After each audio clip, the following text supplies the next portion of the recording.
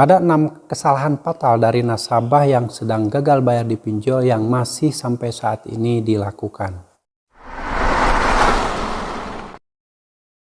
Assalamualaikum warahmatullahi wabarakatuh. Apa kabar teman-teman semuanya di hari ini? Saya harap kalian masih dalam keadaan sehat walafiat dan selalu dalam lindungan Allah Subhanahu wa taala. Amin ya robbal alamin. Nah, di video kali ini saya akan kembali bahas tentang 6 kesalahan fatal yang masih sering dilakukan oleh nasabah yang sedang gagal bayar di aplikasi pinjaman online.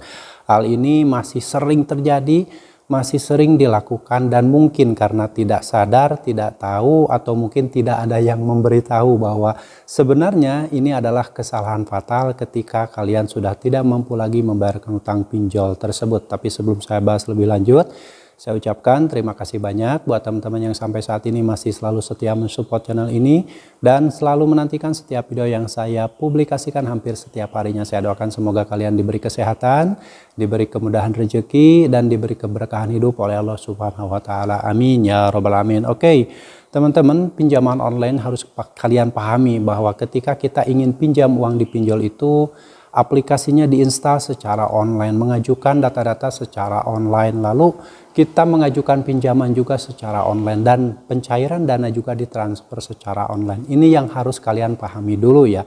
Jadi kalau misalkan kalian berpikir dan selalu melihat postingan di luar sana tentang kekasaran debt collector, tentang kekejaman penagihan dan lain, itu justru yang membuat kalian semakin panik, semakin takut, semakin cemas.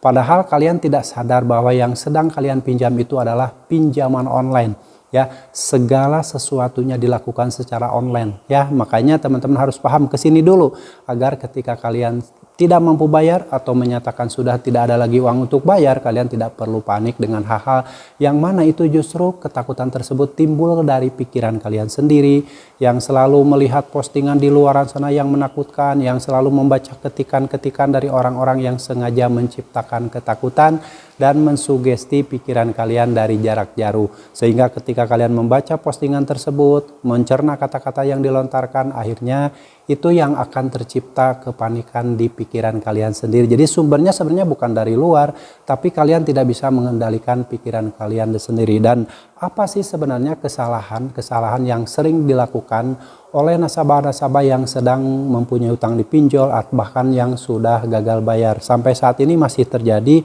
karena dibuktikan masih banyaknya yang bertanya tentang hal itu. Kesalahan yang pertama yang masih sering dilakukan oleh nasabah yang sedang gagal bayar di pinjol adalah selalu memikirkan dan bertanya tentang DC lapangan atau bill collector ya. Ini masih sering sampai saat ini yang bertanya, "Bang, apakah gagal bayar di pinjol A ada DC lapangannya di daerah A, di daerah B, di daerah C? Kapan DC lapangan tersebut akan datang?" Nah, sehingga waktu dan pikiran itu terpakai untuk memikirkan DC lapangan. Padahal si DC lapangan nggak memikirkan Anda gitu. Anda terlalu repot mikirin, apakah ini DC lapangannya ada, apakah akan datang, hutang berapa lama sampai didatangi DC lapangan. Nah, itu adalah buang-buang waktu teman-teman. Menurut saya daripada kalian terus memikirkan tentang DC lapangan, cobalah lebih baik kalian cari hal-hal yang lebih positif, lakukan hal-hal yang lebih produktif. Misalkan permasalahan ketika kalian gagal bayar di pinjol itu apa? Kalian cari dulu, tanya pada diri kalian sendiri. Apakah ketika kalian tidak mampu bayar di pinjol itu karena uangnya tidak ada? Atau karena sengaja Anda tidak bayar? Itu kalian yang tahu. Kalau ternyata alasan kalian kredit macet atau gagal bayar di pinjol itu karena uang tidak ada, yang harus kalian lakukan adalah cari duit. Ya, cari uang, cari peluang-peluang rezeki yang mungkin akan lebih berkah, yang lebih halal daripada terus-terusan kalian membiasakan diri meminjam uang di pinjol. Tidak akan pernah ada selesai. Itu yang harus kalian lakukan, cari peluang rezeki yang lain yang bisa menambah pundi-pundi penghasilan kalian. Ya, minimal uang itu bisa kalian gunakan untuk bertahan hidup, untuk kebutuhan sehari-hari, untuk kebutuhan keluarga kalian, sehingga kalian tidak terlalu fokus memikirkan DC lapangan. Itu hanyalah buang-buang waktu, perbuatan yang sia-sia. Memikirkan DC lapangan kapan datang itu bukan wewenang Anda. Ya, itu adalah wewenang dari perusahaan pinjolnya. Kalau perusahaan pinjol menugaskan DC lapangan, maka dia akan datang. Tapi yang harus kalian ketahui ini adalah online, pinjaman online. Yang perlu kalian ketahui juga ada 5 pinjol yang ada DC lapangannya. Pada umumnya ada Akulaku, Kredivo, Kredit Pintar, lalu tunaiku, home credit, hanya itu yang sering mengunjungi nasabah yang sedang gagal bayar tersebut. Kalau pinjol-pinjol yang lain itu sebenarnya jarang sekali, bahkan mungkin tidak ada.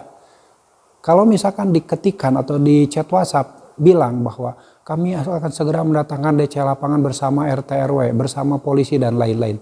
Itu karena dia tidak mampu mendatangkan DC lapangan, makanya menakut-nakuti dari jarak jauh. Ya, dari jarak jauh ditakut-takuti, disugesti pikiran kalian sehingga timbullah kecemasan luar biasa. Lagi diam di dalam rumah, tiba-tiba ada orang berhenti di depan rumah Anda pakai motor, langsung Anda lihat, Anda berpikir bahwa itu debt collector, langsung lari ke dalam kamar ngumpet. Itu kan hal yang luar biasa berlebihan menurut saya. Ya, makanya jangan sampai hal itu terjadi teman-teman. Ketika membaca chat WhatsApp atau SMS atau email yang isinya menakut-nakuti akan mendatangkan DC lapangan, itu bisa disimpulkan bahwa pinjol tersebut tidak ada DC lapangan yang akan datang. Karena pengalaman saya ketika didatangi DC lapangan itu tidak pernah menakut-nakuti dulu, tidak pernah ngechat dulu, tidak pernah telepon dulu. Tahu-tahu udah ada depan rumah. Nah itulah pinjol yang biasa mendatangkan bill kolektor atau DC lapangan. Oke, kalian harus paham, mudah-mudahan mulai saat ini tidak ada lagi yang mikirin DC lapangan. Hanyalah buang-buang waktu teman. Oke, kesalahan yang kedua ketika gagal bayar di pinjaman online adalah terlalu memikirkan sesuatu yang belum tentu terjadi. Nah ini teman-teman, sudah saya bahas juga. Terlalu memikirkan sesuatu yang belum tentu terjadi. Jadi di pikiran kalian itu diisi dengan hal-hal yang negatif. Ya jangan-jangan DC lapangan datang. Jangan-jangan disebar data, jangan-jangan menghubungi keluar kondar, jangan-jangan kondar dihubungi, jangan-jangan kantor dihubungi. Itu adalah pikiran-pikiran kotor yang semestinya kalian buang. Tidak harus kalian pikirkan hal itu. Kan permasalahan gagal bayar itu bukan itu, tapi tidak ada duit. Fokuslah nyari duit sebanyak-banyaknya. Ya minimal uang tersebut bisa pakai untuk bertahan hidup. Bukan malah mikirin nanti disebar data. Nanti medsos saya dihack, BPJS saya dihack, diretas, lalu rekening saya diblokir, dan lain-lain pikiran-pikiran aneh yang mana itu tidak mungkin terjadi teman-teman. Sudah fakta, sudah saya alami semuanya, semua ancaman tersebut tidak terbukti teman-teman. Sampai saat ini rekening saya masih sama yang dulu, BPJS dan lain semuanya sama. Ya, tidak ada yang diretas, tidak ada yang dihack. Makanya itu adalah pikiran-pikiran yang harus kalian buang. Jangan terlalu memikirkan hal-hal yang belum tentu terjadi. Oke, dan kesalahan yang ketiga, nasabah-nasabah yang sedang gagal bayar di pinjol adalah selalu membaca dan merespon penagihan DC pinjol yang dikirimkan melalui WhatsApp, email, SMS, dan melalui panggilan telepon. Nah ini fatal teman-teman. Ya, ketika kalian sudah menyatakan tidak mampu bayar, lalu dikirim penagihan melalui chat WhatsApp, melalui email, SMS, atau panggilan telepon, kalian selalu membacanya, selalu membalasnya, meresponnya.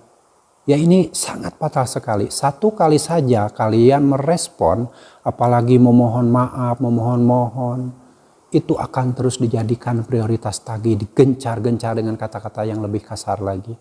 Ya walaupun itu pinjol tidak menyebutkan nama aplikasinya, karena kita tahu ketika pinjol menagih, tidak menyebutkan nama aplikasinya, itu pasti luar biasa kata-katanya, sangat menakutkan. Bisa membuat nasabah yang baru gagal bayar di pinjol ketakutan. Karena ketakutan tersebut, rela sampai mencari dana talangan. Hilang rasa malu meminjam uang ke tetangga, hilang rasa malu meminjam uang ke saudaranya. Hilang rasa malu sampai berbohong ke teman-temannya, ke saudaranya. Dengan alasan apapun, padahal jelas-jelas itu karena terjerat pinjol.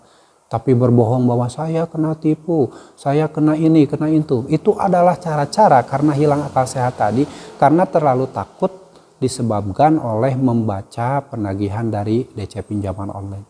Ya, makanya ketika kalian sudah menyatakan tidak mampu bayar, jangan coba-coba membalas atau membaca chat penagihan DC pinjol sekiranya kalian jika tidak kuat mental. Ya, kalian cerna setiap kata-katanya, lalu dimasukkan ke pikiran kalian, lalu dipikirkan. Akhirnya hilang akal sehat, hilang rasa malu. Apapun dilakukan, menjual barang orang, menggadaikan barang tetangga. Tujuannya apa? Untuk menutupi pinjol. Ternyata hutang pinjol tidak pernah selesai, semua barang habis. Hutang ke tetangga banyak, udah hutang ke bank banyak. kendaraan digadaikan, aset dijual, hutang pinjol tetap tidak selesai. Dan tetap Anda dimaki-maki walaupun berusaha membayar dengan cara-cara yang kalian lakukan tadi. Dimaki-maki, dihina-hina, kalian itu dianggap sampah oleh pinjol.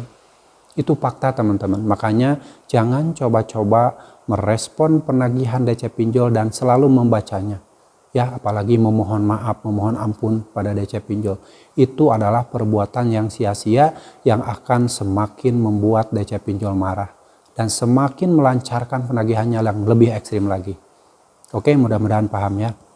Lalu kesalahan yang selanjutnya yang sering dilakukan, menjanjikan tanggal pembayaran. Nah, ini fatal juga teman-teman. Ketika kalian sudah menyatakan tidak mampu bayar karena tidak ada uang, lalu kalian menjanjikan tanggal pembayaran. Misalkan kalian berasumsi, wah nanti saya tanggal 30 dapat duit. Lalu ketika tanggal 20 kalian didatangi DC lapangan, kalian menjanjikan, nanti akhir bulan saya bayar, misalkan ya, seperti itu.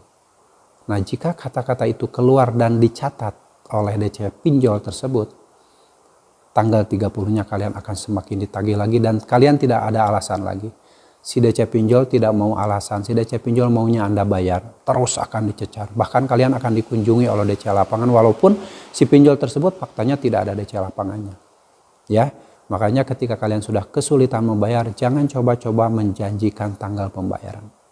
Tidak ada uang, stop bayar, gagal bayar. Itu adalah solusi agar kalian tidak terjerat hutang pinjol yang semakin besar. Tidak berpotensi gali lubang tutup lubang, tidak akan membuat hutang baru untuk melunasi hutang sebelumnya. Stop bayar untuk menyelamatkan masa depan Anda, menyelamatkan harta benda Anda agar tidak terkonversi untuk dijual dan membayar hutang pinjol yang tidak akan pernah ada selesainya. Oke? Lalu kesalahan yang kelima yang sering dilakukan oleh nasabah yang sedang gagal bayar di pinjol adalah tidak jujur pada dirinya sendiri dan orang-orang yang terdekat. Nah, ini sering terjadi teman-teman. Fakta yang terjadi saat ini ketika nasabah tersebut takut didatangi DC lapangan adalah karena dia itu tidak jujur pada dirinya sendiri, tidak jujur pada keluarganya, pada pasangannya, pada orang-orang terdekat yang tinggal satu rumah dengan dia. Ya, karena fakta bahwa ketakutan nasabah terhadap DC lapangan itu adalah karena takut hutangnya diketahui. Ketika ada DC lapangan datang ke rumah, lalu tetangga tahu, orang di rumah tahu, maka dia akan sangat malu diketahui bahwa dia itu punya utang ke pinjol, seolah-olah utang pinjol itu adalah aib. Padahal semua orang berutang, semua orang punya utang ke bank konvensional, ke koperasi, ke rentenir, ke berbagai multi finance juga banyak yang berutang. Jadi tidak usah malu jika memang kalian sudah tidak mampu bayar, sudahlah. Daripada kalian menakut-nakuti diri sendiri dengan kunjungan DC lapangan, lebih baik jujurlah pada diri Anda sendiri kalau Anda itu punya utang ke pinjol. Jujur pada pasangan Anda, jujur pada keluarga Anda yang tinggal satu rumah. Sehingga ketika ada DC lapangan datang, Anda tidak terlalu kaget, Anda tidak terlalu malu, dan keluarga Anda juga tidak terlalu kaget karena mungkin mereka sudah tahu dari sebelumnya dan antisipasi ketika didatangi DC lapangan harus seperti apa.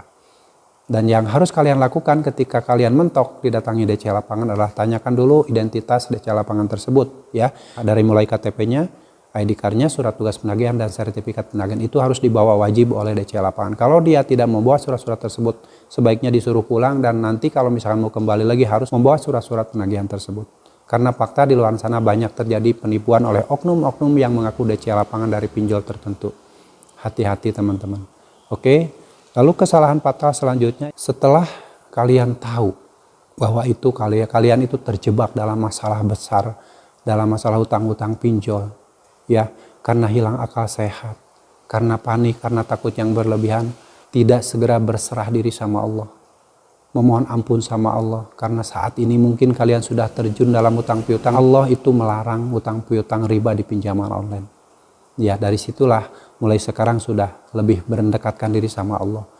Taubat, memohon ampun sama Allah, karena kalian sudah terjun dalam riba pinjaman online yang mana itu akan menghancurkan kehidupan kalian.